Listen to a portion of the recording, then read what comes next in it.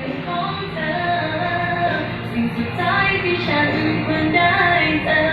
ก็คือภาพของเธอกับเขากุมมือเดินจากฉันไปไม่มีประโยชน์แล้วที่ฉันจะเป็นคนดีเพราะต่อจากนี้เธอจะคงต้องกลายเป็นของคนอื่น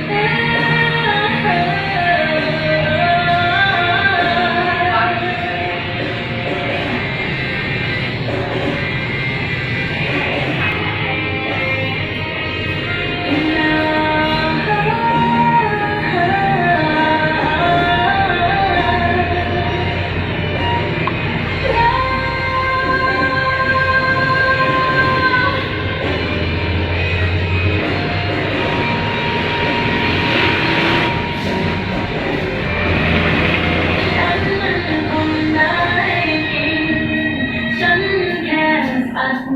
ร้ายฉันนั้นเพียงโทษฉันให้มีทำร้ายใจเธอไอ้ฆาตกรเลือดเย็นที่เคยตกเป็นของเธอสิ่งสุดท้ายที่ฉันควรได้เจอต้องคือทางของเธอ